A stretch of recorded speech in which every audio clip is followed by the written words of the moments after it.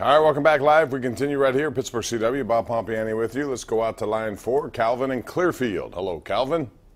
Hi, Bob. Great show. Thanks. Great job. How you doing? Good. How are you? Go ahead. Okay. Couple questions about the NHL draft and the Penguins. Who do you think they will take in the NHL draft, and who do you think they should take? Well, first of all, they picked so far down, I have no clue what the answer would be. And honestly, I mean, look over the field, unless in the NHL, and I don't think this is a very deep draft. I think if you go beyond top 3, you're probably not going to get someone who's going to play right off the bat anyway. So kind of a moot point at this point. They're trying to win, and they're going to use what they have this year to train, make a trade or two to get some talent. I know Jim Rutherford's not going to sit still. He's going to do what he has to do. Clint in Altoona, what's up, Clint? How you doing? Good. How you doing? All right. What's up? Hey, yeah, my question is the Pirates' third base situation. I don't know if I want to ask you if Jung Ho Kang, if he's going to be back with the team at all this year. You'll have him. David Freese and, of course, Colm ran at third. They're not going to keep 3 third basemen. What do you think is going to be the deal there? There's like in our paper here, they may be saying that they could make a move, maybe get Josh Harrison maybe on the move somewhere. Do you hear anything about that? At the trade deadline, that's a distinct possibility. I also think Gung could be trade possibility. If he comes up and it shows his bat is back a little bit, there are a lot of teams out there that have injuries. We saw today that Robinson Cano broke his arm for Seattle, broke his hand. I mean, he got hit by a pitch, not unlike what Harrison had. But also the Dodgers, left side of their infield is all messed up with injury. So you could make a deal if someone wants that bat at that price, which is not too bad. But there's a lot of different ways they can go. We'll see how they are at the deadline and what they decide to do. And by the way, we have Ian Wolf. Thanks, Ian. I looked this up as well. He said Sean Rodriguez is a .228 career hitter, but I like him, says Ian Wolf. I mean, for what he does, I think he's fine.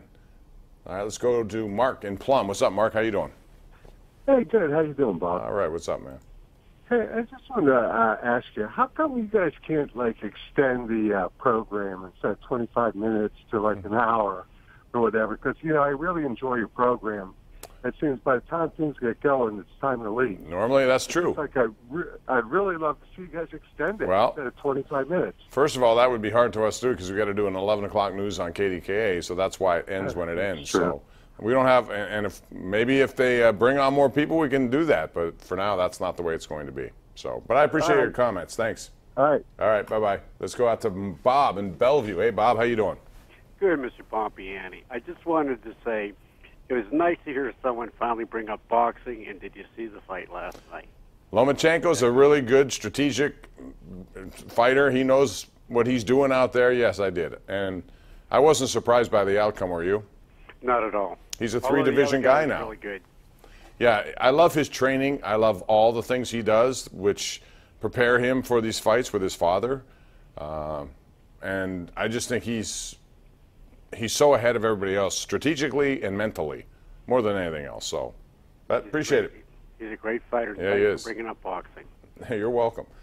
All right, let's go to Nick in Irwin. Hey, Nick, what's up? Hey, I just wanted to say thank you for taking the call, and you're the best the Berg has, so thank you for that. Thank you, Nick. Now, the Penguins, I think the Stanley Cup champs were between the Washington Caps and the Pittsburgh Pens. And what happened in that game, I think Barry Trotz simply outcoached our Mike Sullivan. Hey, listen, I wouldn't disagree with that. We had Kessel, who was hurt, and he was allowed to go out there, and the Caps knew that, and they took advantage of him with his powerful shot. And then the Caps were down a couple of good guys, and he backfilled them in with young guys, and Mike Sullivan did not react to that in time. Therefore, we lost. Right. Anytime you lose a series, part of it's going to be on coaching. I don't think there's any doubt. I think Barry Trotz did a very good job. They were forced to use guys. He believed in those guys. And I also like the way they clamped down defensively and forced the Penguins to, make a mistake. And boy, did they make mistakes at the end. And the Penguins are going to play the way they play, which is pinch and risk-reward kind of hockey. And when you do it, when you give up breaks, I mean, the game-winning goal was miscommunication between Letang and Crosby in a neutral zone, essentially. And Kuznetsov is off to the races there. So, if anything, I think, first of all, this applies to Chris Letang more than anybody.